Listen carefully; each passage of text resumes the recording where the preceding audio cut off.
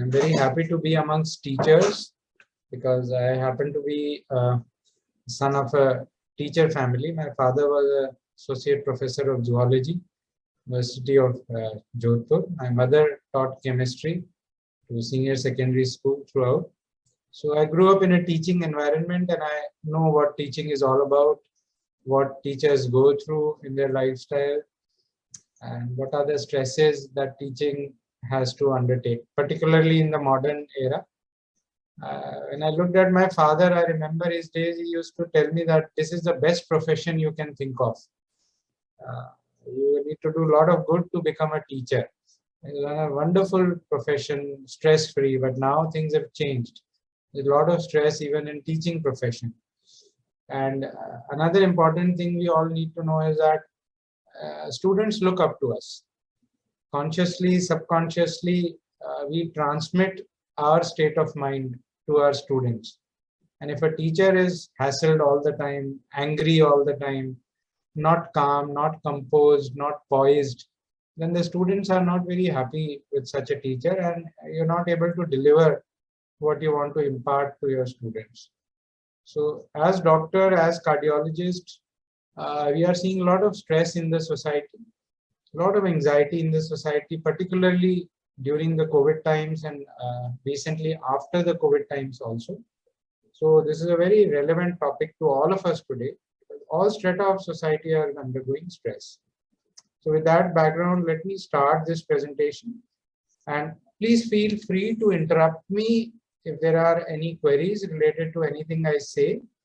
And we'll have a question answer session towards the end also.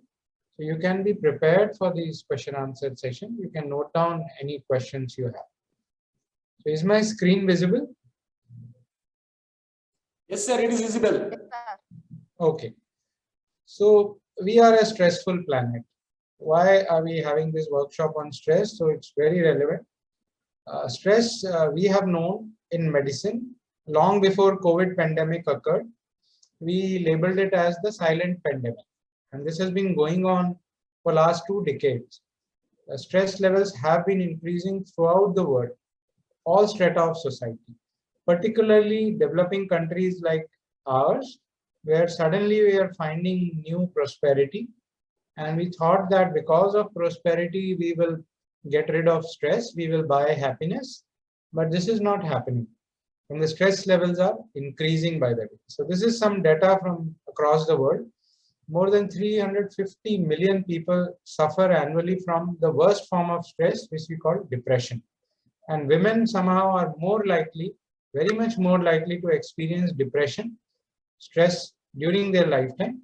And people who are poor are also more likely than those above the poverty line to experience stress. A very important statistics is from the US, where almost 11% of US teenagers suffer from depression. We would wonder, such a prosperous, well-to-do society, what is the reason to be depressed about? But economics has no relation to anxiety, stress.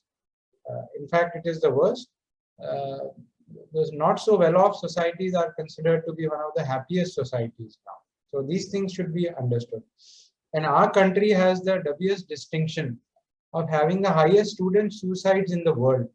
Recently also during pandemic, the data revealed that as many as 1 suicide occurred during the pandemic per day, which is a very sad state of affairs for the students in our country. We should do everything possible to safeguard the mental health of our young community, which is going to be the future. If they are not emotionally resilient, stable, they are not able to face stressful situations in life, we are looking at a weak society in the future. So mental toughness is required. Mental toughness doesn't come from the gymnasiums, doesn't come by doing yoga and physical exercises. Mental toughness we all need to develop. Such pandemics will come and go. More and more pandemics will come. If not medical pandemic, there could be economic crisis, there could be financial crisis. So we all need to be prepared of dealing with these situations. So where meditation comes in, spirituality comes in a big way, is that it is being seen as one of the best ways of combining and achieving holistic health. So another problem till now was that when we thought of health, we thought of physical health only. If I ask you, you are healthy, you will say, yes, I don't have diabetes, I don't have blood pressure, I don't have heart disease, so I'm healthy. That is not so. The definition of health includes physical, emotional, mental, and even spiritual dimension of health. And we are balanced only when all aspects of these health are in order. And we are all balanced in all these aspects.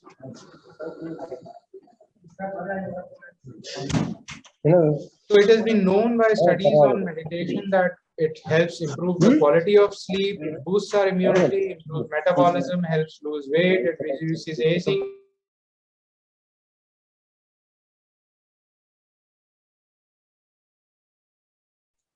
I'm sorry if I'm muted. I'll repeat. So one of the latest researches that we have, and a very common misconception that we had, was about health. Whenever we ask somebody about the state of health, are you healthy? He or she will say, yes, I'm healthy because I don't have diabetes, I don't have blood pressure, I'm not taking any medication. So you are healthy when you are healthy in the body only. It is not so. Health is defined by World Health Organization as not merely absence of disease or infirmity, but a state of complete physical, mental, social, financial, and even spiritual well-being. So we need to be feeling well in all these aspects. And meditation has been shown to encompass all these aspects. No drug is able to do that. So this is a wonderful tool for ensuring holistic health. And meditation is a mental exercise. So when you meditate, the benefits of the mind are immense. It is the #1 tool for reducing stress in the world now. It gives you a sense of well-being. You will be going through sessions of heartfulness, relaxation, heartfulness, meditation, rejuvenation, and you will experience for yourself. As a scientist, just go through these exercises, see pre and post, how you were feeling before, how you were feeling after the session. Similarly, after all these FDP sessions are over, when you have exposed yourself to 10-15 days of meditation sessions, see how you feel after that. And that is a proof that how powerfully and how in less time and how with minimal investment you gain a lot of mental wellness. And not only that, you experience the people around you also feel happier. Your family members, your co-workers, they notice, and even they are impacted if you are meditating. You learn to appreciate life more. So these are well documented benefits on the mind on meditation. I'll talk about that later. But this was an idea to give you that we should always aim at holistic health. I may be physically healthy, but if I'm torn apart by anxiety, physical illness is also bound to follow, because most of the illnesses are now psychosomatic. Be it blood pressure, be it diabetes, be it heart disease. First, it starts in the mind, and then it affects the body.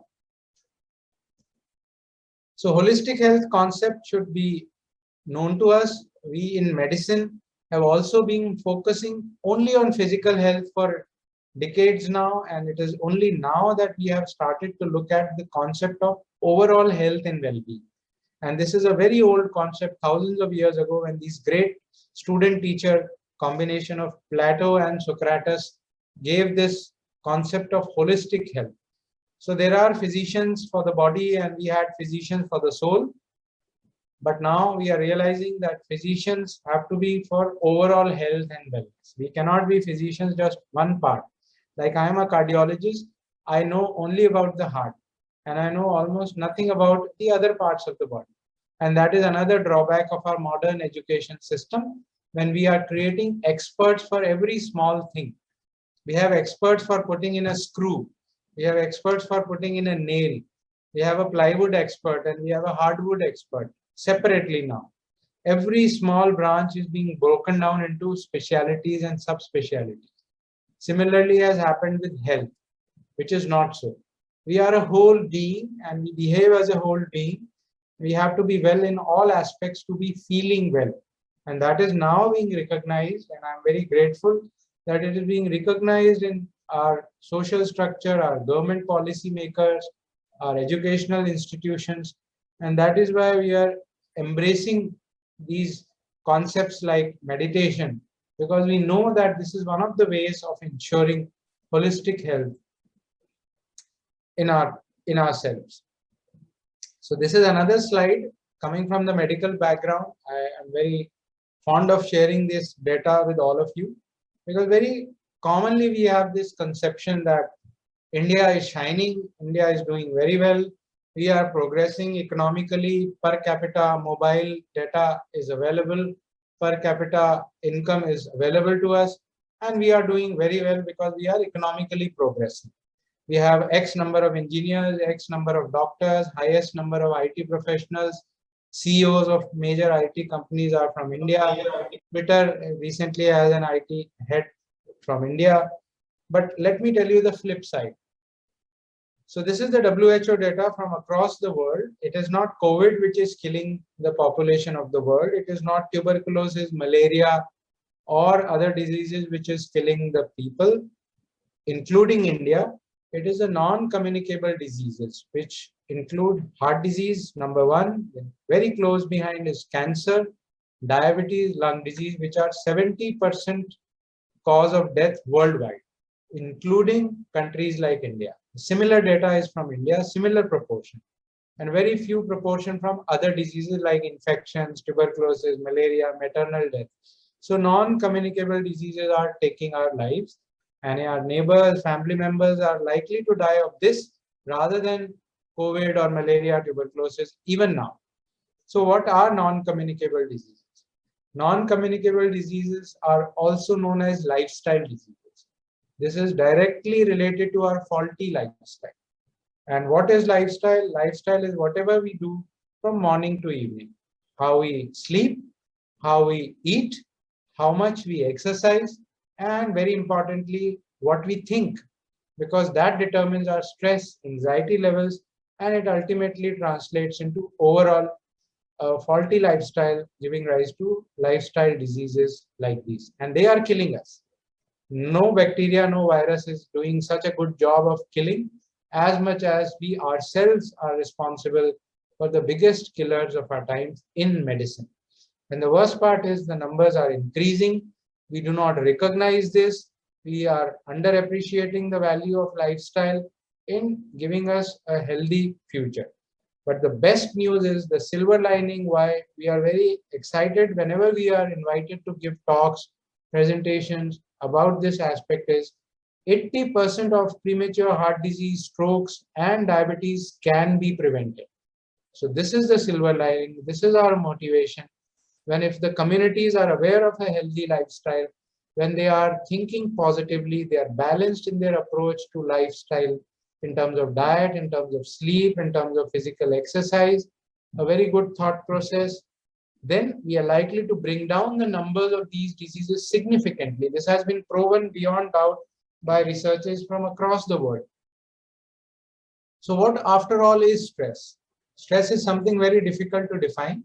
Some people call it tension, some people call it strain, but even my maid has used the term tension. So I know everybody is aware of this thing called stress now. Even children are aware of stress nowadays because it is ubiquitous, it is all around us. So it is a very difficult to define entity, but in science, when you have to study something, you have to define it and then you have to measure it. So because we have done lots and lots of studies on stress, we have to define it. And this is one of the definition when you think that the demands that you are faced with exceed your capacity to fulfill those demands, then the reaction we get in the body is what we call stress. So stress is very tricky, right from definition to how we define it to types of stress. So there are generally two types of stress, good stress and bad stress, positive stress or negative stress, we call it. And this is a human function curve. We all need to be stressed to a certain level to function well.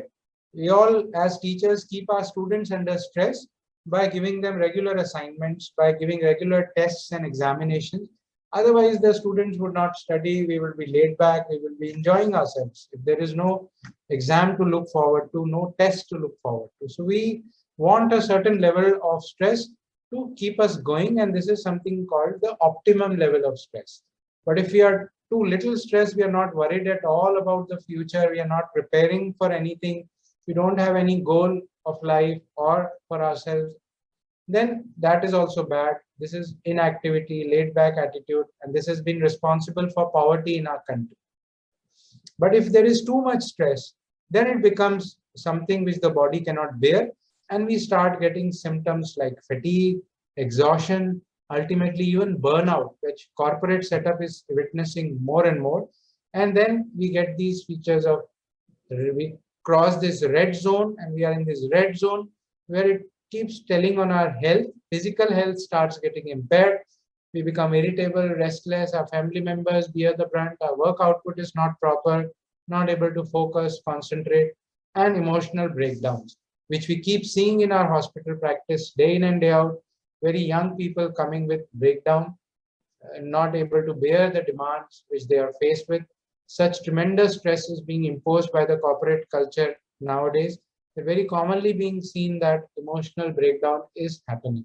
So it is very important to gear ourselves, prepare ourselves to face these different levels of stress which will come in our lives. And the worst part is when we cross this boundary, nobody can tell. When this optimum stress becomes too much for me, nobody can tell. Besides, the level is different from everybody. I may be able to bear greater loads of stress, well, the other person may not be able to bear stress and will succumb to a stress which I can easily handle. So we should all be aware of this concept of stress and try to function within the good level of stress only. So this is another very important concept about stress. Stress is not outside. COVID doesn't give us stress. COVID cannot give us stress. So is any other situation outside. So this is an example of a situation of a tram car. At the top level, very high level, this is the focused view of this tram car. You can see 4 people in the same situation and 4 different responses. Situation is exactly the same, almost same age, human beings, but very different responses. Why? Because of the attitude with which they are facing this situation. This person has closed his eyes. He cannot face this. He is preferring not to see this situation. He's just closed his eyes. This person is afraid yet a little bit excited. He opened his eyes, gripping the handles, and is happy, kind of excited. This person is perfectly happy, enjoying this particular situation. And this person is very scared. So same situation, different responses. Stress is not outside. Stress depends on our response, how we take a situation. The response is the key word. External is not the source of stress. That we should know.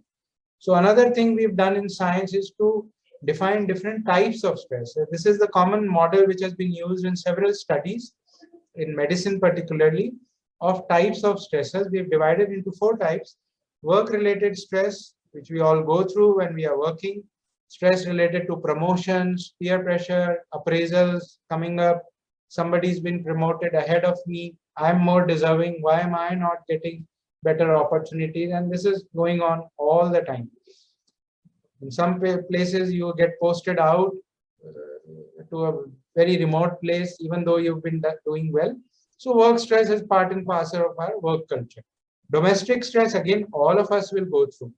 Interpersonal relations, stress amongst family members, stress amongst husbands and wives, stress amongst children and parents, stress amongst even in-laws and children, so which is something accepted nowadays. Financial stress. Increasingly, we are doing very well, but all of us have financial stress. We never did so well. Our grandparents never had this kind of salaries, what we are having, yet happiness levels are much less than our grandparents' generation. So because of more and more wants, inability to balance our needs and wants, inability to balance our financials against our needs and understand the difference between needs and wants is giving us financial stress. We all need proper financial training, but unfortunately is not a part of our educational background. We land up into an environment we don't know how to handle finances. All of us. Suddenly we are faced with lots of money in our pockets and we end up mismanaging it. Life situations, something all of us will go through, disease, unannounced, sudden disease in the family, amongst friends, close family members, like COVID did us. We are not prepared to face it. We thought, since I am doing very well, I will not fall sick. I have a good lifestyle, so I will not fall sick. So we are not prepared for pandemics. We are not prepared for diseases like blood pressure, diabetes, heart attacks, which will come with greater probability in the times to come. So there is non-acceptance. There is unrealistic expectation from healthcare industry. Like science has done very well. We have cures for all diseases. We have wonderful equipments. If I go to a fancy hospital, if I can pay, I will survive. And we see this anger spilling out on the healthcare industry every day in the hospital because people have unreasonable expectations from the healthcare system, from science particularly. And COVID brought out the limitations, the enormous limitations that we have in terms of medicine and how much we can deliver medicine even today. The other thing is the vicious circle. If we are stressed at any one point of time, then we are likely to be stressed at other aspects also.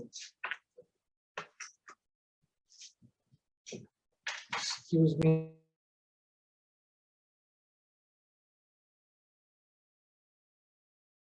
Yeah. So it is not that one kind of stress is not related to the other kind of stress. If we are stressed at the workplace, we'll carry that stress to our home and we'll bear the brunt on our family members. We'll take it out on our family members. If we are not doing well in terms of finances, we cannot be focused on our work. We'll be worried all the time at our home and we'll take it out on one place or the other. So it is all interconnected level of stress. And important thing is we need to break this vicious circle at any one point and everything else will be taken care of. So coming to the medical aspects, am I stressed? So let us all do this test on ourselves. Put your hand on your heart and close your eyes and assess whether you can call yourself stressed or not. Are you happy? Are you stressed? So how to tell? It is our own judgment. It is our own definition of stress we go through and we think that I am stressed or I am not stressed because there is no clear-cut boundary between stress. Further, I may be stressed 1 hour ago, but now I'm not stressed. I may be stressed now, but I may not be stressed in the evening when I have done something good or something good has happened to me, or I have meditated or come out of that stress. So it is a very fluid thing. It is a very dynamic thing that keeps on happening. So it is very, very difficult to diagnose in the clinic. There is no test which can tell you your stress level is X, Y, Z, and you are in the green zone or you are in the red zone or you are in the yellow zone. There's no test for it. And very commonly it is noted by our close colleagues or family members. They say, what happened? आजकल आप stress में नजर आते हो, आजकल आप खुश नहीं दिख रहे हो, आपके चेहरे पे थोड़ा सा वरी दिख रहा है. Sometimes it will be picked up by close colleagues, family members, and women are particularly sensitive in picking up stress in the other person, in spouses particularly, in family members. They are more sensitive to feelings. And sometimes we may ourselves judge that, okay, I am feeling stressed and I must seek some attention. I must seek help for this, what I'm going through. What commonly we do is we deny stress. No, stress, mere ko nahi hota. I am very strong. I am resilient. I am doing very well in all aspects. I have a good job. I have a family. I have no disease. So why should I be stressed? But sometimes underlying stress is there, which we keep denying, which we keep in the denial mode. So this is very commonly we do it. Sometimes the doctors are able to diagnose. Like nowadays, when we are getting patients, particularly during COVID time, we had seen young people in their 20s, 30s coming to us with very high blood pressure. And that was the time when we saw very high blood pressure in young people in their 20s and 30s. Why? Because of job losses, because of salary cuts, because of loss of family members, loss of friends. They were under tremendous stress and they were manifesting this stress in terms of high blood pressure. So when we are seeing a young patient in the clinic with high blood pressure or with complaints of lack of sleep, vague complaints of acidity, gas, plenty of acidity nowadays coming up, we all know as doctors that underlying cause of all this is stress. A young person is not likely to develop hypertension, high blood pressure, unless stress levels are very high. If you're not sleeping well, if you're having excessive acidity, then somewhere down the line, the root cause is stress. And this is how we pick it up. So what are the signs of stress? I will just pause for a moment. I'm getting an important.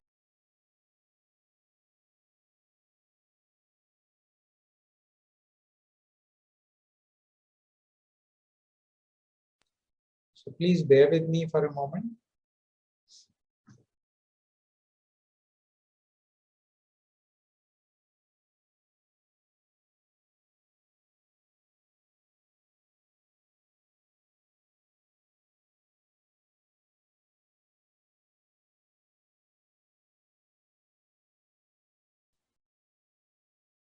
So sorry for that. What are the signs of stress? There's no particular sign like we can say these are the XYZ signs of diabetes. This is the sign of heart attack. This is a sign of stroke. So these are the signs of stress. No, there is no sign of stress. And that is another difficult aspect related to stress. Sometimes you may notice that you are getting more and more irritable. You're more and more impatient, restless. You're not your own natural self. Then this can be a manifestation of underlying stress. Sometimes you will be very angry, unreasonably angry for even a small thing. You will be very, very angry. Like we say, आज boss जरूर घर पे लड़के आए हैं, इसलिए boss is very angry. He is taking it out on all the employees and subordinates today. पक्का घर में झगड़ा करके आए boss. So we are able to pick up unreasonable anger as a manifestation of underlying stress. Sleep is one of the very early markers of stress. Some people will sleep over stress. They would like to have excess sleep when they are stressed. And some people will have sleeplessness when they are stressed. When they're very stressed, they come to us कि आजकल नींद नहीं आ रहा है. When you try to inquire, you gradually realize that the reason is probably because there is some underlying stress that the people are getting sleeplessness or sleeping excessively. Similarly, for eating, some people end up eating more when they are stressed. Very commonly, it has been seen that by eating behavior, some people eat more when they are stressed, while some people grow hungry when they are stressed. They don't find interest in eating. They don't get taste in eating. आजकल खाने में मजा ही नहीं आ रहा है, मन ही नहीं लग रहा खाने में, कुछ भी अच्छा नहीं लग रहा. While some people tend to overeat. Similarly, some people will have withdrawal or disinterest in work. Stress है, काम में मन नहीं लग रहा है. They are thinking continuously about something, again and again going over same pages because they are not focused. And we have one mind, one thinking machine. So it can work only optimally when there is no background clutter or background activity going on. And when you are too much stressed, the brain is not able to function optimally. So these are some stress manifestations of stress. As I mentioned, acidity can be a common manifestation of stress because when you are stressed, your acid output in the stomach goes up. We all know that in the stomach, concentrated hydrochloric acid is produced. And if you are stressed, more acid will be produced. You will have more heartburn. And further, it will perpetuate stress. You will feel chest pain and you will say something is wrong with you. And this was brought out very interestingly during the World War, when we saw a very high number of peptic ulcer patients coming to hospitals in London because bombings were going on and this peptic ulcer epidemic occurred. So the scientists connected the dot and they found that stress causes high acid output causes acidity, heartburn, and even peptic ulcer. So there can be any sign for stress. So best is not to diagnose ourselves. And in medicine, we take stress very, very, very seriously. It's not because of COVID that it is in the limelight. We have been talking about stress for decades now. And for us, it is the silent pandemic which has been going on. And these are the diseases which are directly caused by stress. High blood pressure, diabetes, heart attacks, stroke. And this is not just a small association, or it is just like we are labeling. There are hardcore studies which have been done, and only after cause and effect relationship is established, we are able to label them as risk factors. So there are systematic studies which have clearly demonstrated a direct causal relationship of stress and these diseases, and the list is much longer. So we have not been able to label pollution as a cause of heart attack even now, because we have not established causality as of now. Similarly, excessive use of mobile may be responsible for causing heart attacks, but as of now, by scientific studies, systematic studies, that causal relationship has not been demonstrated. So it is not a very loose term. This is clearly documented evidence, and only then each of these diseases has been listed here. And this is a very small list. As I mentioned, the list is very long. Diseases directly caused by stress. Alcohol and substance abuse. Sometimes in student community, we all know, आजकल tension है, क्या करें, चलो alcohol P के आते हैं, stress को दूर करते हैं. Or even drug addiction, which is rampant in our educational institutions. We are all aware of the problem, because we look at it as a stress relieving modality, which is not right.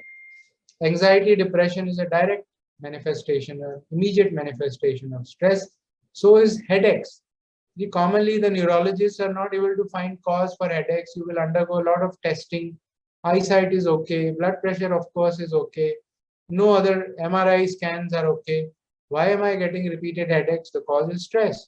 Simply dealing with stress gets rid of headache.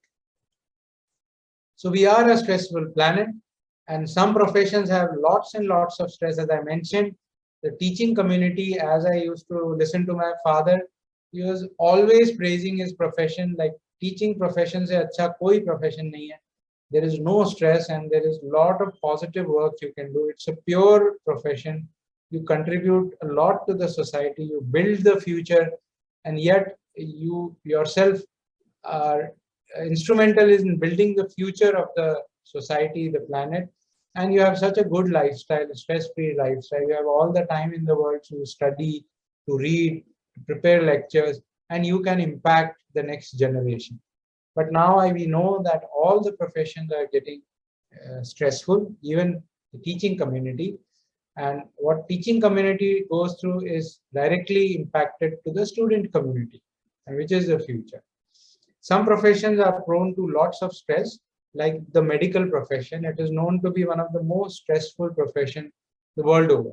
The other is the armed forces profession. This is the data from the US, 2016, one of the richest armed forces in the world, very well paid, but still one war veteran in the US kills himself every hour.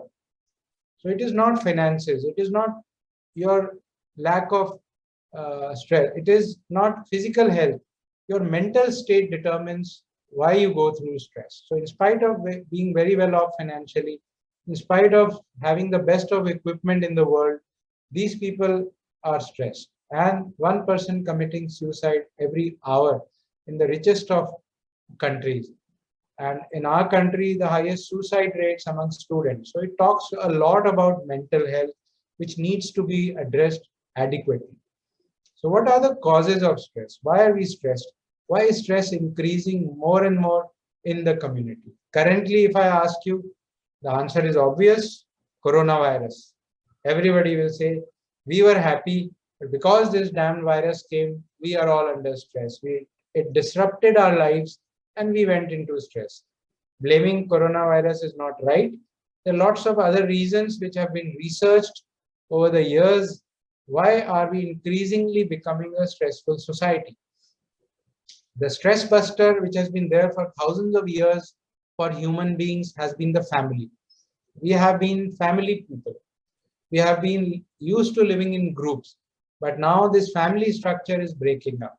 There are no more joint families to take care of the stresses and strains of the family life. It is labeled that family is the shock absorber of the stresses and strains, but now the shock absorber is breaking. We have nuclear families where only husband and wife live. And I am aware of a at least two such families where husband and wife live in different cities. So there is no family as such, yet they are married to each other. Children are living in separate rooms. Grandparents are living in separate rooms. We all have our separate eating times, sleeping times. So there is no unit like family, and this is what is giving us stress, because for thousands of years we have been used to living as a unit, as a family structure which has been supporting us. Similarly, we are moving out too much. We used to have one job. Our fathers used to live in one town all their lives. And we had same friends, same neighbors for years together, which gave us a lot of stability. Now we are changing jobs, changing professions even very rapidly. So this gives us a lot of instability in our background. We don't know where our next job will be tomorrow. We are already unsettled. We used to have a lot of good congregations happening on Sundays, on weekend in churches, temples, fairs. We used to meet a lot of people, and there used to be times of happiness getting together. Hardly any of these getting together is happening now, which we meet different people, we relate with them, and this used to function as a lot of exchange of ideas used to take place, a lot of stress relieving used to take place with all this. And this is what is responsible for relieving our stress. There are no more community connection. In a village setting, one person does wrong, he will know that the entire village will know about it. He better not do wrong, he better behave properly, because everybody knows about it. Similarly, my neighbors know about me inside out. Now I'm living amongst strangers, I'm living amongst colleagues who don't know me, who don't know my background, and it is very difficult to relate to everybody, howsoever you may tell themselves about them. But people who have been living with you for years know you inside out. You need not to explain things to them, and you relate to them easily.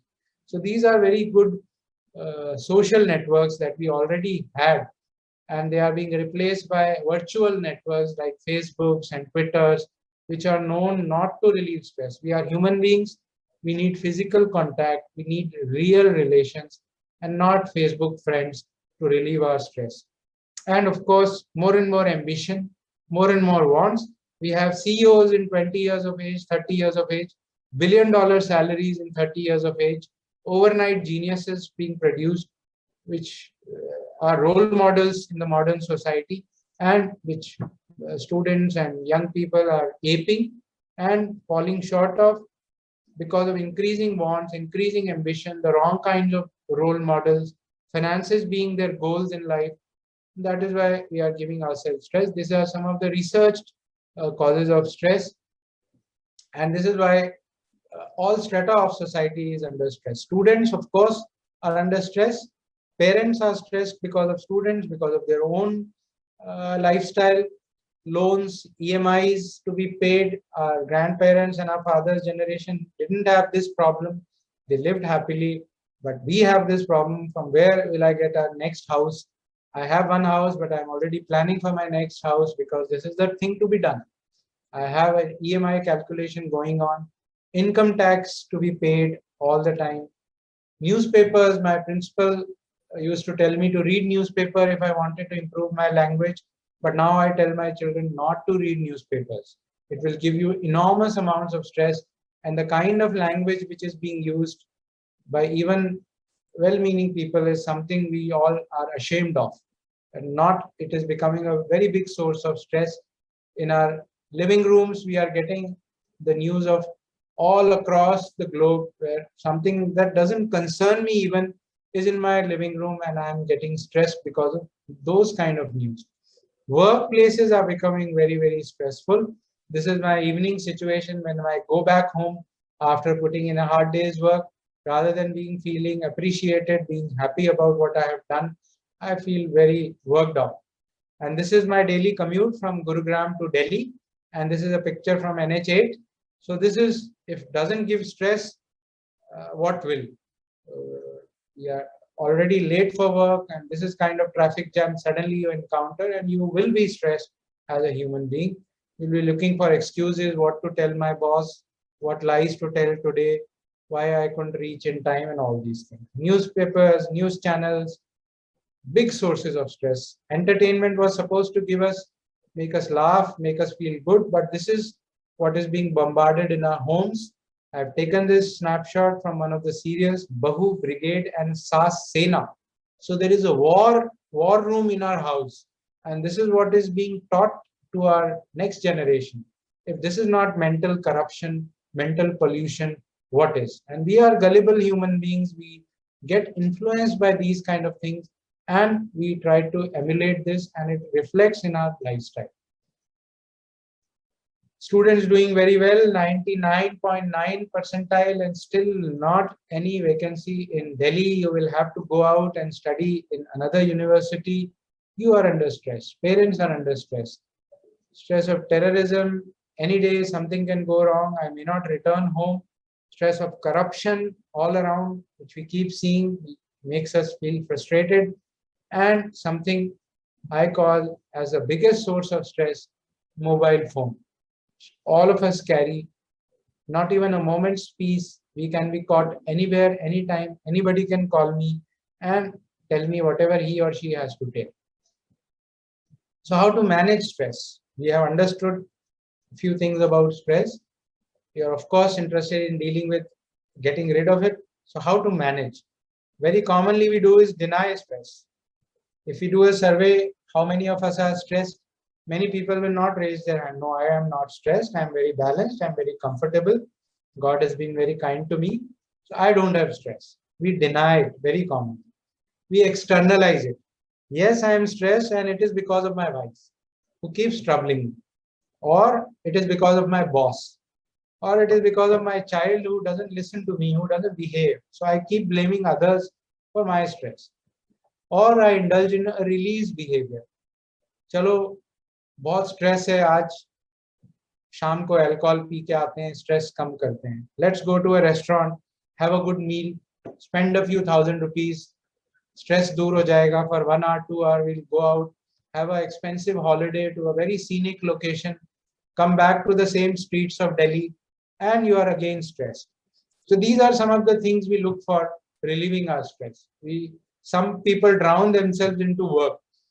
I will overwork, I will not go home, I do more and more work and try to get rid of the stress. It doesn't work that way. And very commonly we now go to Google. One of the commonest searches on Google is happiness. How to be happy. This is what people search.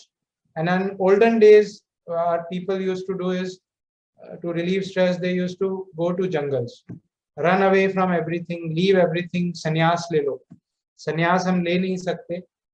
We cannot leave our homes, leave our workplaces, get away physically from these things, get detached. Not possible. We have to find ways of dealing with stress here and now, in the same atmosphere, in the same streets of Delhi, in the same corruption, in the same fear of terrorism. We have to survive optimally, performing very well. So we need tools which are geared for that. Sometimes we take it out on our friends, discuss it with our friends. Women commonly do that, discuss it amongst our peers, and by talking, we are able to relieve stress. And a common thing in our country is to look at astrologers. Mera bura time chal raha hai, I'm passing through a bad phase. Visit an astrologer, he will tell you when this bad phase is going to be over. Spend a few thousand rupees on buying this, doing that, donating something to the temple, something to somebody, and your bad time will go away. While in the West, they are used to going to psychiatrist or shrinks, as they like to call it, past life regression karte hain, stress dur ho jayega. And this is something you find on the Google for relieving your stress. Very funny ideas are there for relieving stress. So stress is very tricky. Stress is very serious at the same time. We want to know the tools of dealing with stress, scientifically proven and effective tools. And there is no single tool for that. There is no single pill for stress. Take it for a few days, your stress will be gone forever. Aisa kuch nahi. We all need to learn to have an optimal management strategy for stress. And what it can be, it has to be a universal appeal. It should appeal to our younger people, elderly population, villagers who are also stressed, as well as a corporate CEO who's facing stress. It should be simple, doable, something very effective. It is not that I need to go to a retreat for 15 days, shut off my mobile, not speak to anybody, take a long holiday, a very expensive rent, get away from the world, and I'll be given a solution for dealing with stress and I'll come back healthy. Nothing like that. You will again come into the same atmosphere, you will again be stressed. It should be undemanding and it should be durable. So is it possible to have something like this? Clearly, we have understood that by changing the outside world, we cannot get rid of the stress. The outside world is not in our control. What is in our control is how we perceive, how we react, and how we handle this stress. So it is all about our internal makeup and changing our attitudes and behavior. So this has been well studied, and there have been studied one of the best institutes. For example, this is from the MIT. When very early on they looked at the mice and studied, then when happy memories were shown to mice, they were able to come out of stress. So they thought that rather than looking at chemicals, drugs, strategies, software tools for software problems, thoughts, changing our thoughts, changing our attitudes, changing our behavior for getting rid of stressful attitudes, stressful behavior. So this was one of the earlier studies on animals. Then we had lots and lots of studies done on humans. And this is a big compilation of more than 3,500 patients of stress given meditation and compared to antidepressant drugs. And it was shown that the effect size of meditation, 30%, was the same as the effect size of antidepressant drugs put together. So meditation was proven as a powerful, equally effective tool, a very safe tool compared to drugs, because these drugs have very bad and numerous side effects. And this is one of the best published study from Journal of American Medical Association, JAMA. So at Heartfulness Institute also, we have been doing a lot of research. We have a research wing, a global research initiative from the Heartfulness Institute that is going on. We have done some path-breaking research in the arena of spirituality meditation. And this is one of the earlier studies which was published in the US from the Heartfulness Study Group led by Dr. J. Thimapuram. We studied one of the most stressful professions, as I mentioned, the healthcare profession. In a hospital, 12 weeks of heartfulness meditation sessions were conducted for doctors, nurses, paramedical staff, and they were compared to people who were not given heartfulness meditation training for 12 weeks. So at the end of 12 weeks, it was clearly demonstrated that there was significant reduction in the stress and related emotions like anger, cynicism, fear, restlessness, irritability. And there was increase in positive emotions like tolerance, harmony, sense of joy, and sleep quality.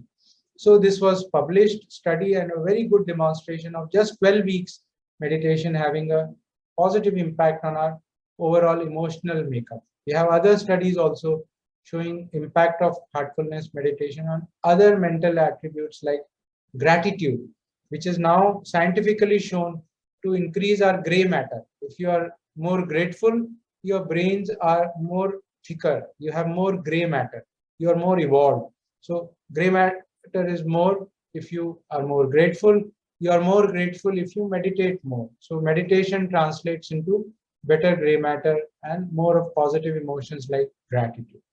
At our institute from Max Super Speciality Hospital, we did this study. I was one of the lucky participants, and very interestingly for you, we did this study in collaboration with IIT Delhi. And these were from the NRCV, National Resource Center for Value Education in Engineering. We had these investigators, and we did this study on 30 subjects of heartfulness practice. We gave them 30 minutes of sitting quietly, 30 minutes of this heartfulness tool we call rejuvenation or cleaning. You will be exposed to this in the coming days, and 30 minutes of heartfulness meditation. And during these 30 minutes each, we looked at their ECG pattern by Holter monitoring, and we recorded their heart rate. And at the end of each 30-minute session, we also recorded their blood pressures in order to look what was the change brought about. So it was clearly demonstrated that when you meditated or when you did cleaning, the autonomic nervous system tone changed from sympathetic dominance to parasympathetic dominance, which means that we became calmer, we became more focused. So this was a change in neurology, a neurological tone, which was happening when we were meditating or doing cleaning, clearly demonstrated by ECG measurements of heart rate variability. The resting heart rate also went on reducing by these exercises. There was significant reduction in the maximum heart rate. At the start of this, you had 97 on an average, which came down to 88, significantly less as compared to not doing anything, sitting quietly. So meditation and cleaning from heartfulness were demonstrated to be active tools and not just passive closing your eyes and feeling good. Active changes are happening in our neurophysiology. Active changes are happening in our heart physiology. And this was demonstrated for the first time from our country. And this was a landmark paper, got published in the Indian Heart Journal, the premier journal of cardiology in our country. This was a response on blood pressure. The systolic blood pressure at the beginning is average of 119, average of 106 at the end of cleaning and meditation. Significant reduction in blood pressure. And I can tell you, this is as powerful as any drug for blood pressure. And that is why meditation is now a recommended tool for blood pressure by the world authorities on hypertension. As long as we are also talking about salt restriction, physical exercise, proper diet, equally powerful is meditation. And all physicians are supposed to talk about meditation to all their patients. We also had a psychological arm to this exercise, and we were able to demonstrate that heartfulness meditation or cleaning was very peaceful, very happy participants. On a scale of 10, more than 90% reported feeling happy, more than 90% reported feeling peaceful, and less than 30 found it demanding. So very simple, undemanding, resulting very quickly in a very positive outcome, and even our physiology being changed, medical benefits being obtained. So this was a paper very well appreciated in the country, picked up by the media from all across the country, got widespread publicity, and that is why we also were able to get good attention towards meditation being looked at as a scientific tool. In our country, this has been a very major drawback, that we have been looking at these as very unscientific and very unmedical kind of things. You meditate when you are stressed, you meditate when you have nothing else to do, you will meditate when you retire from active life, things like that. We have not been taking it as a very, very scientific enterprise. And thanks to this publication, the premier magazine of our country brought out the title of Science of Meditation based on the heartfulness practices and the heartfulness research. We have been able to showcase it as a scientific tool. And again, in this world's first symposium on meditation and cardiovascular disease, which was held at All India Institute of Medical Sciences, Rishikesh, in 2019, I presented this paper on behalf of our co-investigators on the relationship between heart rate variability parameters that we studied and happiness levels during heartfulness meditation. And this paper, from amongst 400 papers from across the globe, all kinds of studies on meditation, from Vipassana to Zen to mindfulness, from Germany to Middle East, from Japan. Our paper won the first prize for best research paper from across the globe on the effects of meditation on happiness and heart rate variability link that we were able to demonstrate based on our study. I have other publications also, and this is just to highlight how much interest these kind of topics are now generating. This is one of my publications from 2016, published in Journal of Clinical and Preventive Cardiology, and it has now received, I received a notification in 2020, more than 2,000 people have now read this article in the medical community. So it shows what medical community is also reading. People are interested more and more in exploring these aspects. In the West, they have been leading in this domain, and this is a 15 years old cover of the Time magazine, which talks of the science of meditation.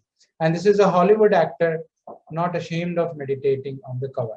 And I wish a time comes when the Bollywood actors are propagating meditation rather than talking about smoking and giving ads for alcohol and misleading the younger generation in times to come.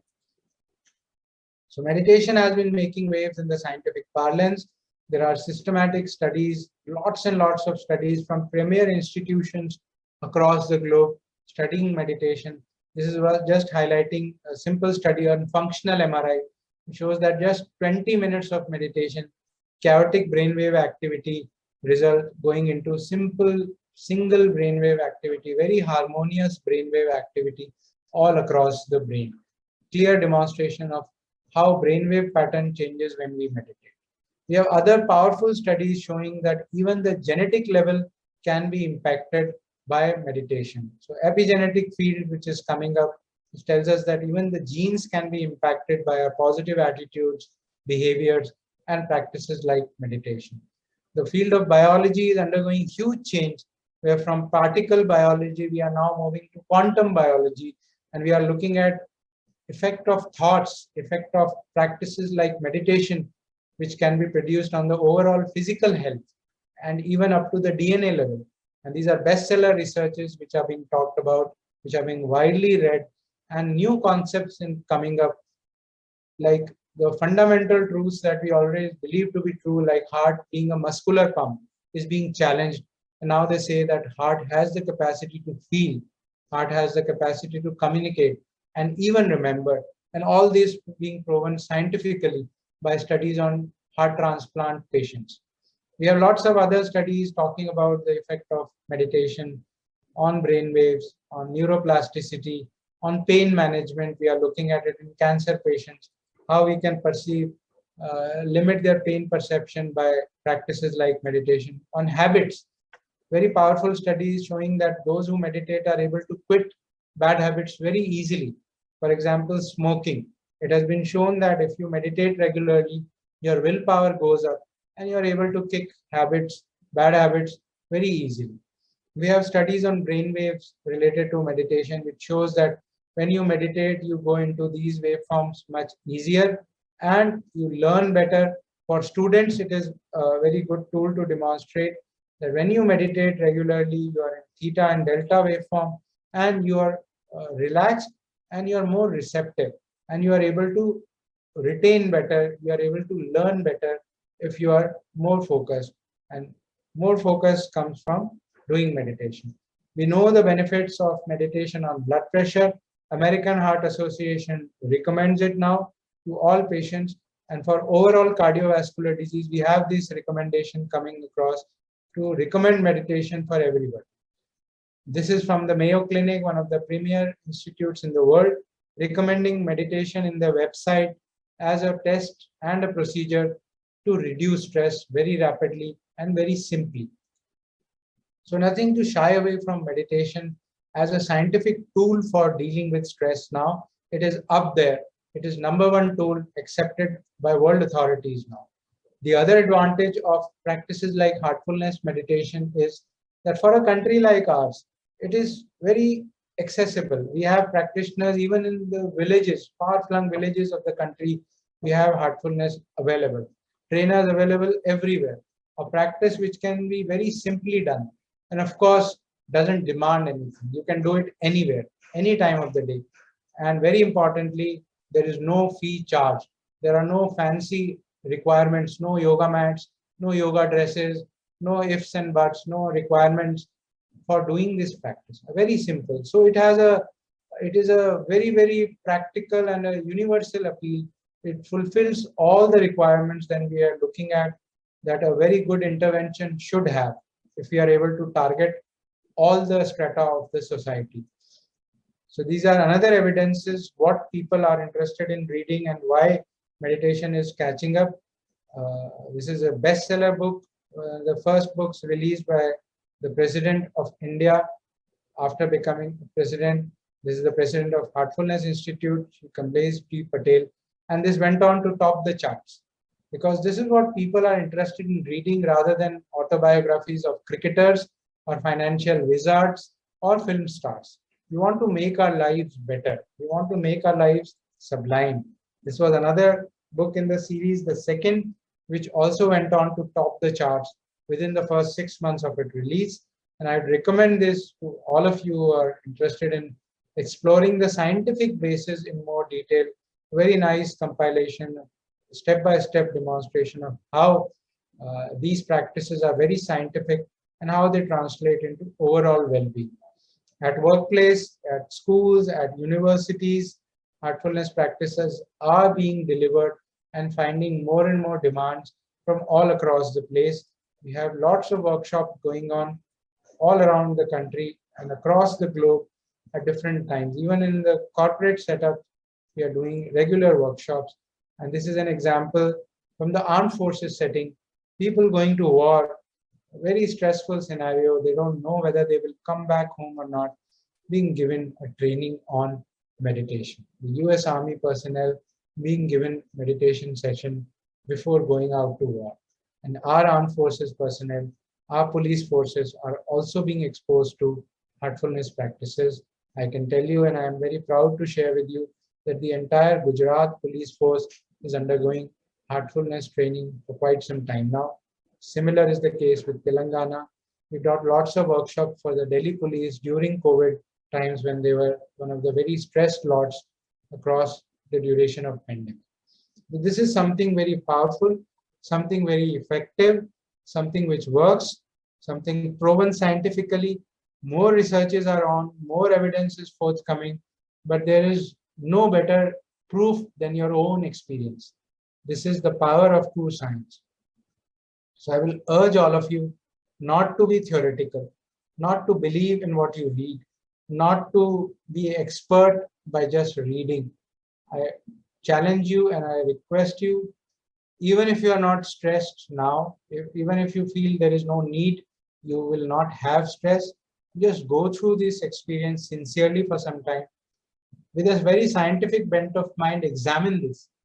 Do pre and post examination of your own condition, your own state of mind, your own well-being, your changes in your habits, behaviors, attitudes that happens after a few weeks of the practice, and see for yourself. So very logically, very scientifically, and very minutely, one should examine and then take it forward. I did that. I have been doing it. And I'm proud to say that I have been able to sustain the practice for 20 years, in spite of the busy schedule that you all know. And the other thing which I like to say is, it's not that why and how I am able to do this practice in spite of being this busy, in being such a stressful professional. What I say is that I have been able to survive in this stressful profession, and if I am able to sustain my balance in spite of the stressful times because of this meditation, and it enables me to function optimally in whatever kind of situation I'm put in because of this. So I speak from experience, and I challenge all of you, and I humbly invite all of you to experience this for yourself and then take it forward by either rejecting it or accepting it and taking the benefits forward with you. There's no harm. I can tell you there are no side effects of meditation, and that is one of the other advantages. And one of the biggest advantages is everything is free of cost in heartfulness. So with that, I invite you to an experience of heartfulness later in the day in the session. Currently, if you have any questions, if time permits, I can very happily answer your questions.